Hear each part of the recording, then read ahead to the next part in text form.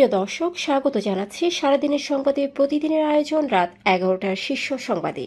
সারা বিশ্বের গুরুত্বপূর্ণ সব সংবাদের শিরোনাম জেনে নিন শুরুতেই। ভারত বিরোধিতার কারণে বাংলাদেশিদের হোটেল দেবে না শিলিগুড়ির ব্যবসায়ীরা। মেঘনায় 2 লঞ্চে সংঘর্ষে নিহত 4, তদন্ত কমিটি গঠন। লেভেল প্লেইং ফিল্ড না হলে নির্বাচন থেকে সরে আসার হুমকি জাতীয় পার্টির। হাদি হত্যার বিচার না হওয়া পর্যন্ত শাহবাগ না ছাড়ার ঘোষণা ইনকিলাব মঞ্চের। ইরানে উদ্ভাবিত ওষুধে সারবে 30 ধরনের ক্যান্সার। পারমাণবিক অস্ত্র প্রতিযোগিতায় জড়াবে না চীন, জানান প্রতিরক্ষা মন্ত্রণালয়। অন্যদিকে দুর্নীতি মামলায় দোষী সাব্যস্ত মালয়েশিয়ার সাবেক প্রধানমন্ত্রী। নাইজেরিয়া যুক্তরাষ্ট্রের শক্তিশালী হামলা, ইয়েমেনে বিমান হামলা চালিয়েছে সৌদি আরব। অন্যদিকে পাক সেনাবাহিনীর অভিযানে ফিতনা আল হিন্দুস্তানে 10 সন্ত্রাসী নিহত। 19 বছর পর বাবার কবরের পাশে তারেক রহমান ভোটার হবেন শনিবার। ভারতের স্লিপার বাসের ট্রাকের ধাক্কায় আগুন লেগে 10 জনের মৃত্যু। তাইওয়ানের কাছে অস্ত্র বিক্রি করায় বোয়িং সহ 10 মার্কিন প্রতিষ্ঠানের উপর চীনের নিষেধাজ্ঞা। শুনছিলেন সংবাদ শিরোনাম, এবার বিস্তারিত।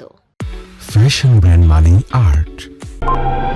কথিত রাজনৈতিক অস্থিরতা ও ভারত বিরোধী বক্তব্যের কারণে শিলিগুড়ির বৃহত্তর শিলিগুড়ি হোটেল ব্যবসায়ী কল্যাণ সমিতি বাংলাদেশিদের হোটেল ভাড়া না দেওয়ার সিদ্ধান্ত নিয়েছে। শুক্রবার টেলিগ্রাফ ইন্ডিয়া এই তথ্য জানায়। সংগঠনের জয়েন্ট সেক্রেটারি উজ্জ্বল ঘোষ জানান, 2024 সালের ডিসেম্বরে প্রথম এই সিদ্ধান্ত নেওয়া হলেও তখন শিক্ষার্থী ও চিকিৎসায় আসা বাংলাদেশিদের ছাড় দেওয়া হয়েছিল। তবে বর্তমানে সেই ছাড়ও বাতিল করে সব বাংলাদেশিদের জন্য হোটেল ভাড়া বন্ধ করা হয়েছে।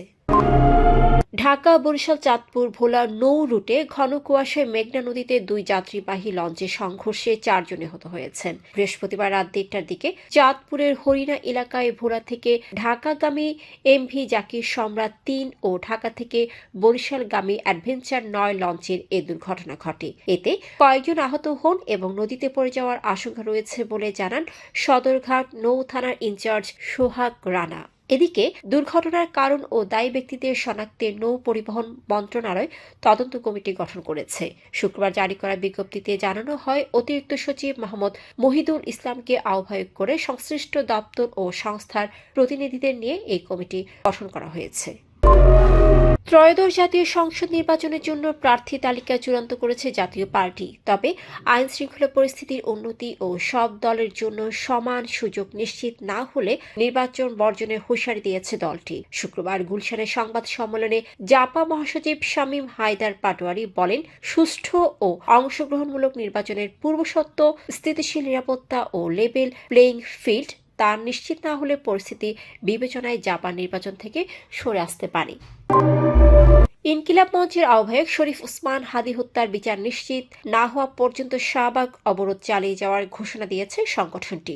শুক্রবার অবরোধ কর্মসূচিতে মঞ্চের সদস্য সচিব আব্দুল্লাহ আল জাবের বলেন, হত্যার সাথে জড়িত পরিকল্পনাকারী ও হত্যাকারীদের সবাইকে গ্রেপ্তার ও বিচার না হওয়া পর্যন্ত তারা রাজপথ ছাড়বেন না।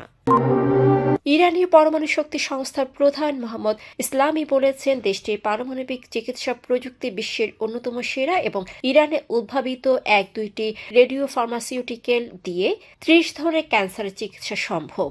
বৃহস্পতিবার তিনি জানান, দেশে ক্যান্সারের প্রকোপ বাড়ছে এবং এই চিকিৎসা সংশ্লিষ্ট মেডিকেল গ্রুপগুলোর সমন্বিত কাজ জরুরি। তিনি বলেন, ইরানে উৎপাদিত রেডিও ফার্মাসিউটিক্যালগুলো বিশ্বমানের এবং এসব ওষুধের সুফল পাচ্ছেন ইরানের মানুষ, যা দেশের জন্য গৌরবের।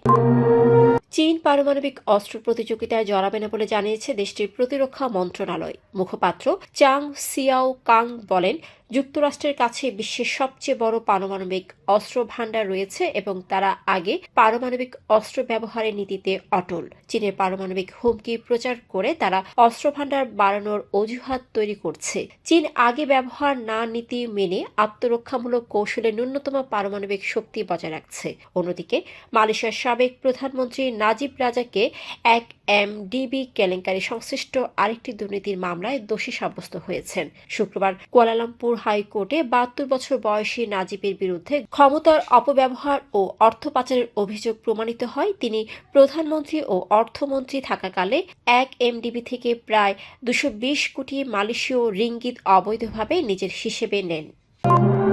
মার্কিন প্রেসিডেন্ট ডোনাল্ড ট্রাম্প জানান, উত্তর পশ্চিম নাইজেরিয়ায় ISIS সংশ্লিষ্ট জঙ্গিদের বিরুদ্ধে যুক্তরাষ্ট্র শক্তিশালী ও প্রাণঘাতী সামরিক হামলা চালিয়েছে।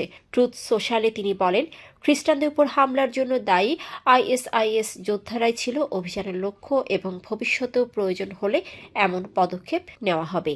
অন্যদিকে ইয়েমেনের দক্ষিণাঞ্চলীয় হাদ্রামাউতে বিচ্ছিন্নতাবাদীদের অবস্থানে বিমান হামলা চালিয়েছে সৌদি আরব।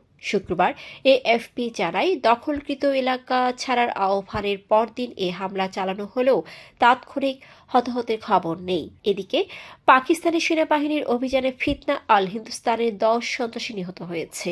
24 ডিসেম্বর বেলুচিস্তানের কালাত ও দেরা ইসমাইল খানের কুলাচিতে পৃথক অভিযানে এসব সন্ত্রাসী নিহত হয়। পাক সেনাবাহিনী জানায়, নিহতদের মধ্যে মোস্ট ওয়ান্টেড নেতা দিলওয়ারও রয়েছে, যার মাথার দাম ছিল 40 লাখ টাকা।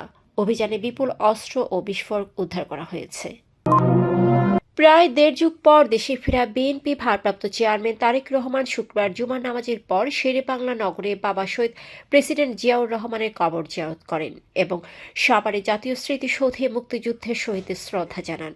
জিয়া উদ্যান, স্মৃতিসৌধ ও ঢাকা আরিচা মহাসড়কে কঠোর নিরাপত্তা ব্যবস্থা নেওয়া হয়। অন্যদিকে শনিবার তারেক রহমান ভোটার তালিকায় নাম উঠানোর প্রক্রিয়া সম্পন্ন করবেন এবং আসন্ন ত্রয়োদশ জাতীয় সংসদ নির্বাচনে প্রার্থী হবেন। তবে এখনও তিনি নির্বাচন কমিশনে আনুষ্ঠানিকভাবে আবেদন করেননি। তথ্যটি গত সোমবার প্রধান নির্বাচন কমিশনার AMM নাসির উদ্দিনের সঙ্গে বৈঠক শেষে বিএনপি স্থায়ী কমিটির সদস্য সালাউদ্দিন আহমেদ জানান।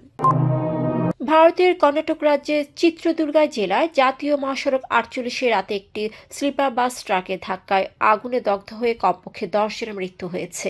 বাসটি বেঙ্গালুরু থেকে শিবা মোগ্গার পথে যাচ্ছিল এবং দুর্ঘটনার সময় 32 জন যাত্রী ও কর্মচারী ছিল। বিপরীত দিক থেকে আসা ট্রাক বাসের তেলের ট্রাঙ্ককে ধাক্কা দিলে আগুন ছড়িয়ে পড়ে। প্রত্যক্ষদর্শীরা জানিয়েছেন, কিছু যাত্রী কাঁচ ভেঙে বের হওয়ার চেষ্টা করলেও অনেকেই দগ্ধ হন।